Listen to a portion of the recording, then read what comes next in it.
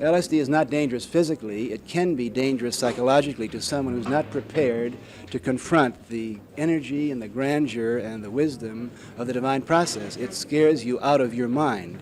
There's no doubt about that. No one should take LSD unless they're in a state of grace, unless they have a spiritually competent person to guide them. How do you answer the questions of parents who are concerned about the use of LSD and marijuana for their children? Well, I consider one of my roles in American society today as being a UN interpreter between the younger generation and the older generation. They just don't talk the same language. The older generation drinks martini and whiskey on weekends and can't understand why their children like to take marijuana.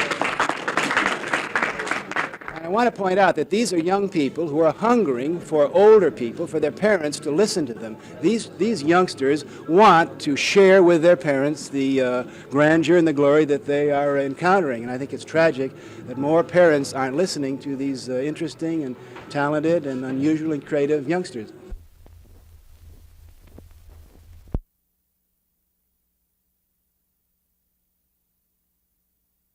And my recommendation to parents who are concerned about your children who are being exposed to LSD and marijuana, there's no doubt about that, and there's nothing you can do about it. My advice is to sit down with your kids and ask them what they're learning, why they take it, and learn from your children, and perhaps eventually, when you're spiritually ready, you'll turn on with your children if you think that's the right thing to do. To some, LSD is the instrument of a new religion. The high priest or guru of this religion is Dr. Timothy Leary, who left Harvard University after the school objected to his experiments with the drug.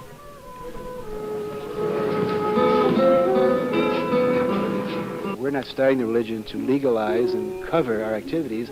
It's been well known to the American people and to the world for the last 6 years. We've been using marijuana and LSD for serious spiritual purposes. That's no secret. If Timothy Leary is the high priest of LSD, two of its apostles might be Ron and Jay Thielen, who run the psychedelic shop in San Francisco's Haight-Ashbury district. We've never had this experience before. There's no tradition or no history in our country of a real spiritual kind of life. And we're confused right now. We're trying to find out what it means to have a spiritual, wholesome life and still be able to function daily, but still be able to live. One thing it does mean is that the symbols that our parents and the older generation that you speak about, the symbols that they live with, that they manipulate, are no longer meaningful, are no longer useful. When people talk about having bad trips, about this doing brain damage, being harmful, those people are setting up the bad trips they're talking about. If one goes into this experience thinking that it can be bad, then there's a chance it'll be bad.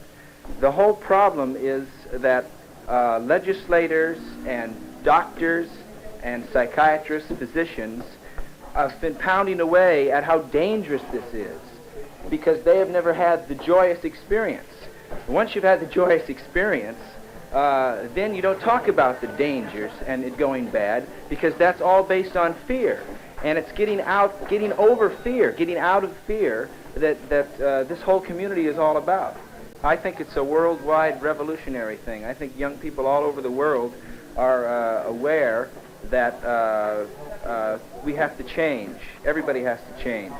And I think this is indicated in cities like Amsterdam, where the young people have won a seat on the city council, the provost. It's indicated by the growth of the underground press in this country. There's the East Village Other out of New York, the LA Free Press, the paper out of East Lansing, Michigan, the Oracle here in Haight-Ashbury. There's a whole underground press network building up within the country.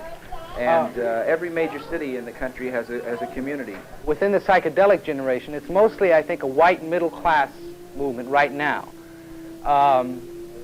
There's not many black people in it, but they're coming in it. And the people within the white people within this psychedelic generation refer to people such as like John Coltrane, Albert Eiler, Archie Shepp. These are people that I find that can give me intelligence and wisdom that can teach me. And these are all avant-garde musicians that are playing liberated, joyous music. And those are the kind of black people that I find that can help me. America's true spiritual leaders, I think, would be a good way to describe them. Also, the rock and roll people.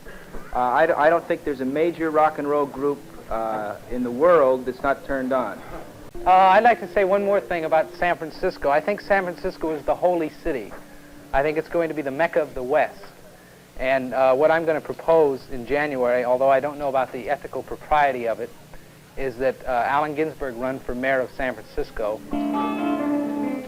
Although the idea of a turned-on mayor of a holy city called San Francisco might be called psychedelic humor, it also points up the problem of how to control or channel the use of a powerful new drug in a society in which too many already are too willing to seek solutions to life's problems through drugs.